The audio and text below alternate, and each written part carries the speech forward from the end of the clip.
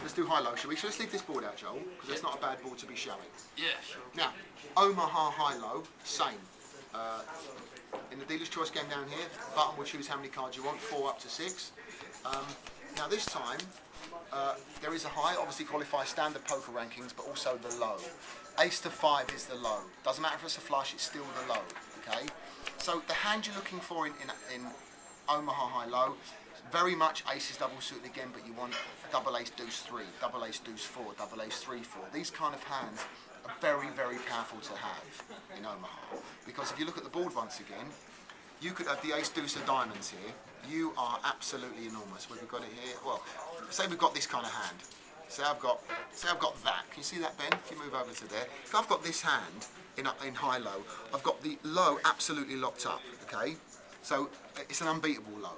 Because whatever comes now on the river, doesn't matter what comes, you're going to hit the low. Remember, the low has to be 5 cards, 8 or under. Okay, 5 cards, 8 or under. I think the most important thing for the high-low games for people to remember is that if the board does not have 3 cards, 8 or lower... Not a pair? Yeah. 3 cards, 8 or lower that are not a paired board. So you cannot make a low. If the flop comes, king, queen, queen, do not keep getting your money in with ace, deuce, 3, 4. If this is the board, okay, if you look at that now, the board, there is no low, okay? It's impossible to get a low. Also, more importantly, on this board, you're never going to get a low.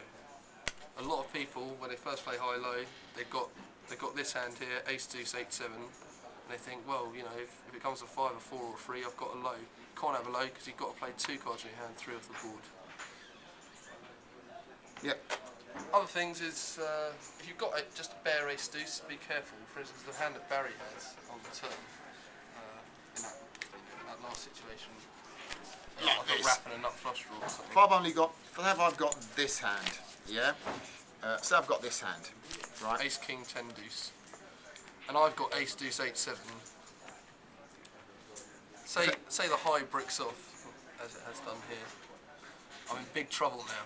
I'm going to find it hard to scoop the pot, and even if a low card comes, for instance a 3, I've missed my straight, and I'm going to be chopping the low, so I'm going to get only a quarter of this pot. Barry's going to get 3/4 of this So I can get all my money in the pot now, with 2 pair and the nut low. So follow us there. So we've got 2 pair here and the nut low. Joel, we may get it all in. He may get 300 quid in, and so do I. He only gets a quarter of the pot because we chop the low, ace deuce, but I win with the king queen, king 10 with my 2 pair. Okay. So be careful of spots where you're getting 3/4. All right. High-low's a great game though. It's very strategic and very much a nuts game. Yeah. I would say. If you're gonna, when you're playing it, try and choose 6 cards. It will help you see more flops. Right, quickly, Courchevel, French variant of Omaha, very straightforward, same Omaha game. The only difference, Joel? The burn card is dealt face up, and it's the first card of the flop. So for instance, every player receives, you know, whichever amount of cards they choose. Say 4, just to save time. Every player chooses 4. Actions complete pre-flop. The dealer will deal the first card face up. Sorry. First card face up, then a round of betting. That's right, yeah. Then he will burn and deal the next 2 cards of that flop. So the round of betting pre-flop, you know, you're going to get action for anyone with a 10 in their hand, anyone with like Jack 9 of diamonds in their hand, or the ace bit of diamonds, Jack 9, 8, 7. Gives you a big edge in this game now. Yeah. So you've So seen the next 2 cards are dealt, and then it just plays out like a normal Omaha game. And the only other one, triple flop. Right. Now, we leave the hands out, Joe. Leave the hands out to make it easy. Yeah. Well, in fact, forget the hands. Forget Deal the some hands. Just quickly deal some boards away. So triple flop Omaha is exactly what it says on the tin. It's Omaha, 4, 5 or 6 card, but mostly 4 when there's a few players in the game because there's not enough cards in the pack.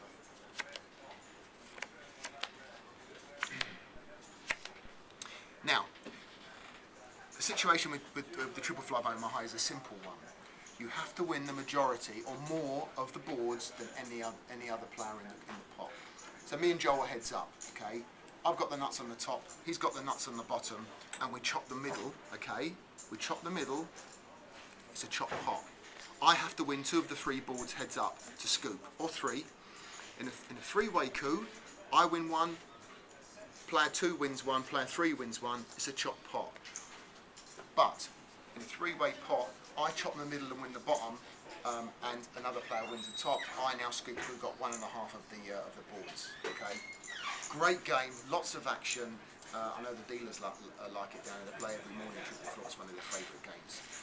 I'm going to give you an example here now.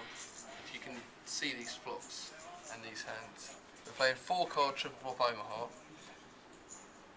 Top board, Barry has found Jack 9 for a straight, okay? Queen Jack 10, 9, 8. Right? On this board, my hand is just Ace 10. So Barry's got that board locked, so we'd give him a point. He gets 1 point for this board.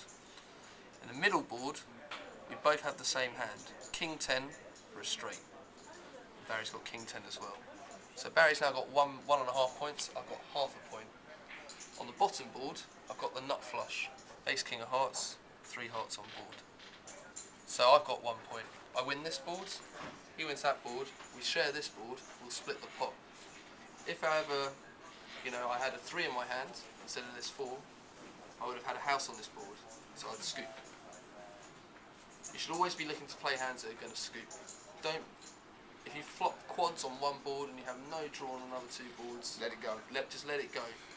You want to be drawing heavy on 2 boards and maybe have 1 board locked up, and then you should hold. It can get a bit roulette though on the river, so It can. don't forget most of the cards are dealt, so there's potential for you'll feel like it's a bad beat, but it really isn't. It's just standard triple flop variants. There you go. So as far as the Omaha games go, that's the coverage of what we have. So that's the end of video 1. Hopefully you've enjoyed it. If you've got any questions, always come onto the gutshot.com forum, and we're happy to answer your dealer's choice questions.